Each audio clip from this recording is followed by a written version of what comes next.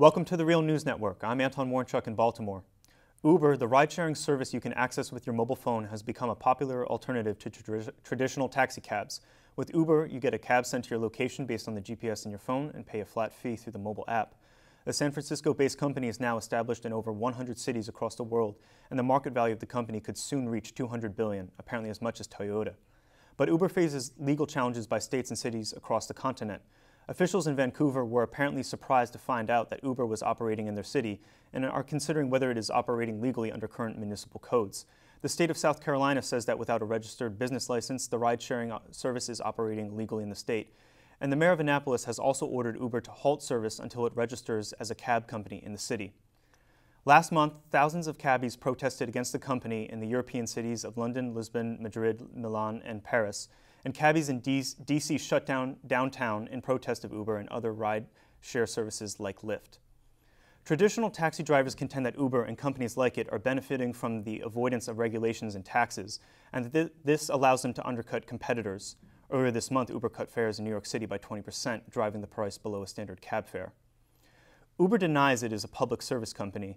It claims that it is a technology platform, and because it does not own the vehicles that are used to transport passengers, is therefore exempt from regulations.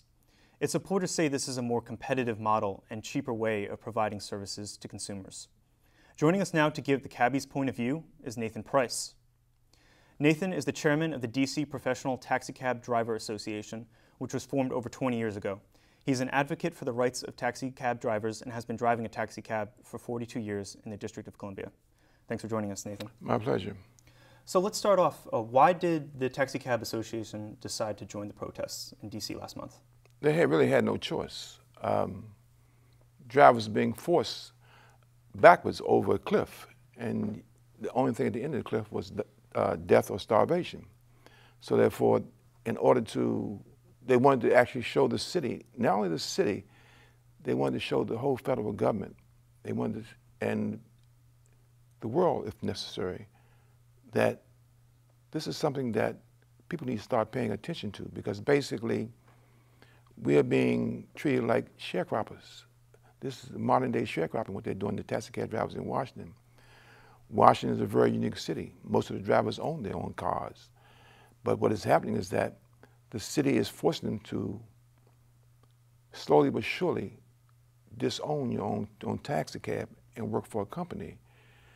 And to be slapped in the face harder, the city council has granted Uber almost free reign to come into the city and work as if they wish. And they don't pay taxes, they don't have to be licensed. And some members of the city council are very adamant of saying this is what they want. Now, how did the city council respond to the protests last month? They didn't. Some were kind of shocked, but they really didn't respond. And one of the things that I told key members of the teams is that they won't respond until you do it over and over and over again. You have to keep it in their face. You have to make it so loud that members of Congress or even the president has to make some notice. What are you doing wrong? Why are you causing this traffic disruption in Washington? Why are these 8,000 drivers, why are they unhappy? So until that happens, the city council won't respond, because basically they're negligent. As in other cities around the world, taxicab drivers are regulated. They're regulated, they have to have licenses, they have to go through inspections, they have to go do background checks, medical exams. So therefore, the cab drivers are saying, just level the playing field so we all can play. You know, if I have to be licensed, you be licensed. Now, if you want everybody to be unregulated, then unregulate everybody. But then that would cause havoc on the person out here trying to use a taxi cab for transportation service. Let me. We actually invited Uber to come onto our program, but instead they sent us an official statement. Let me read something to you from the statement. Please do. They said, instead of complaining about competition and furthering a stagnant industry, taxi companies should catch up with the times and focus on improving their customer service and innovating to better serving their own riders. We welcome any taxi driver to become an Uber partner and enjoy the freedom, flexibility, and opportunities the Uber platform offers. What would be your response to that? My response to it is that what they're saying is, as far as innovation, technology, they're absolutely the truth. They are more efficient. They're doing what a lot of drivers have been asking their companies to do for years. But you forget, we have a dysfunctional district government, and the Tax Cab Commission is no exception to that. So therefore, most companies, all they care about is the bottom line. How can we go out here and mine the taxi cab drivers to strip them of their money, or what the government has left that doesn't give them? So therefore, Uber has said a mouthful there. But the problem is that they're so brazen that they feel they can just forget rules and regulations.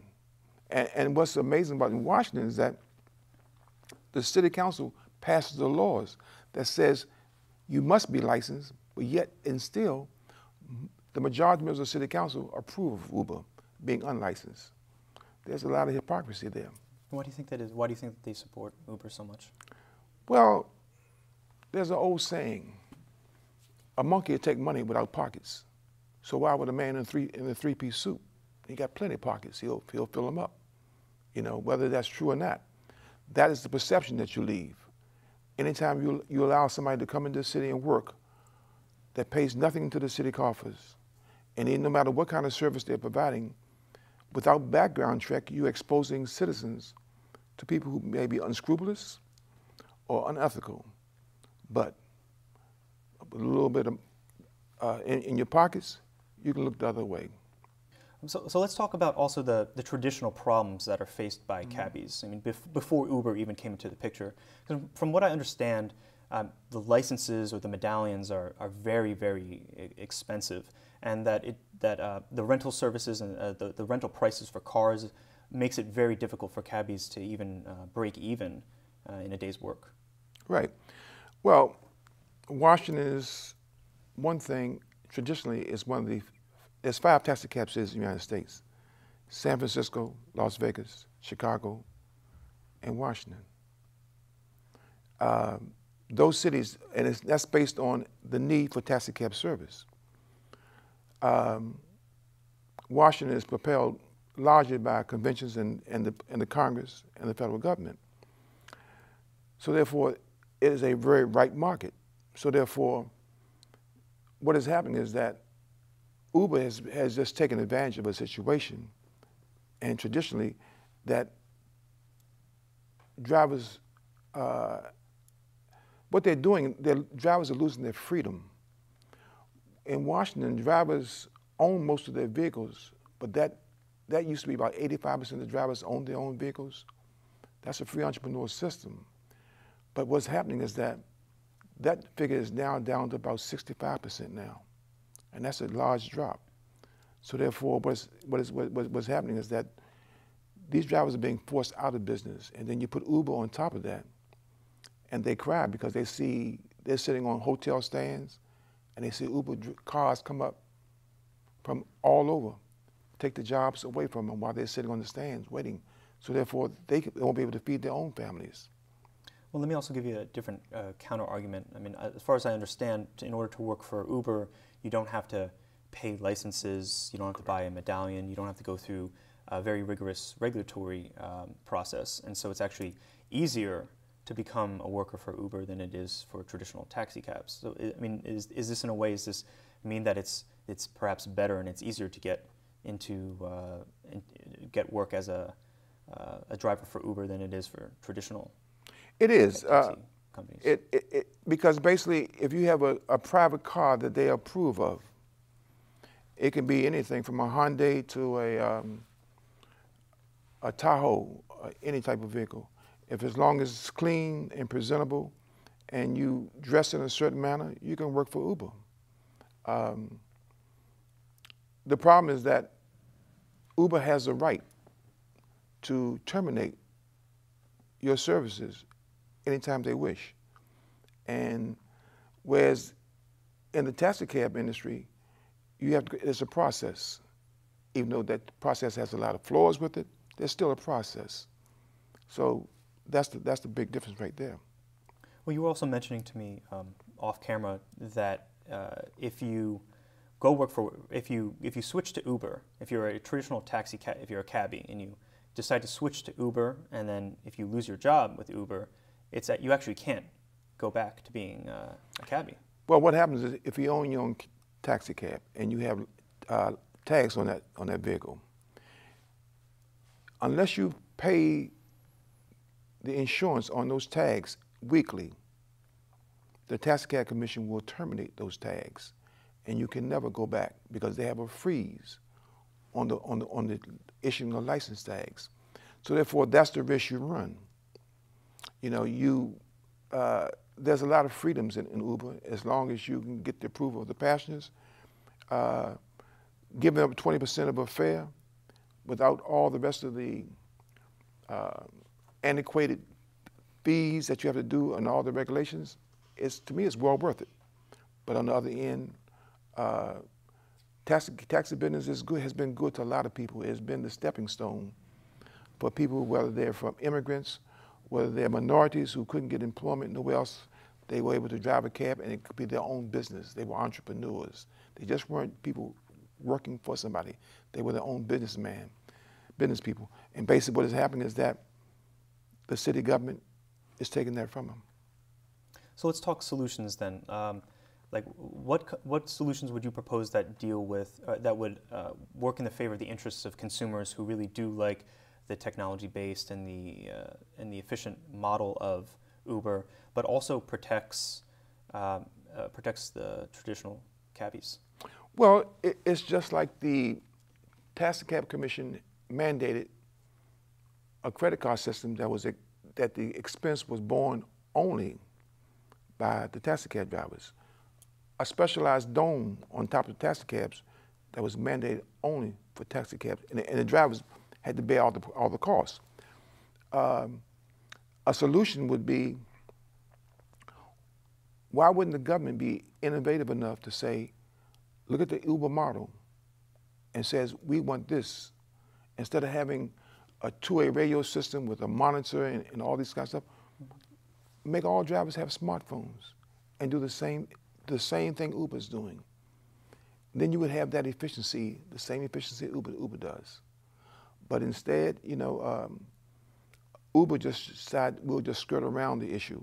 Because at one time they were soliciting taxi cab drivers to actually be part of the Uber family. But the problem is that the companies started threatening the drivers with expulsion and fines, and so therefore the drivers kind of like backed down from Uber. So the only solution I would see is that, say, use their model, use their technology, and you make the industry better. Because that's what the people want. The people want service. And that's what the industry should be about, service. And the government should be about saying, we demand that level of service. If Uber has it, we wanted to put it in all taxi cabs. And this will be better for workers as well? It'd be better for workers, you know, but first, we have when the district had meters since the mid-30s, I mean, had zone systems since the mid-30s. And in 2008, they switched to the time and distance meter. Time and distance meters require basically in every city that you have a set number of taxi cabs, as a ceiling on the number of taxi cabs you can have, and you raise it according to demand. The District of Columbia never did any kind of studies to say, what is that ceiling? How many taxi cabs do we really need? Because basically, ineptitude just runs so rampant, they couldn't figure it out no matter what. So therefore, Uber comes along and Uber says, we can provide a similar type service, and people who live in outlying areas or universities and things like that, they can get the service more readily than what the taxi cab companies are providing for them. See, the problem is that Uber invested in the technology. The companies are too cheap to invest in technology. If they invest in technology, they want to pass it on to drivers. All Uber is saying, whoever you are, whatever you drive, give us 20% of the fare, and we'll give you the technology, and we'll give you the service. And we'll put the money, direct deposit into your bank account every day. Where in the district, they have that same direct deposit, the drivers have to pay for it. The drivers have to pay for it, they have to pay the freight on everything. So therefore, somewhere along the line, Nobody's really looking at the whole picture and looking at saying, let's do an economic model to see how this really works. You know, so because this functionality that permeates throughout the whole district government, the Taxi Cab Commission is no different. The companies are too greedy and perhaps really are not up to par in competing with somebody like Uber. Okay, Nathan Price, thanks for joining us. My pleasure. And thank you for joining us on the Real News Network.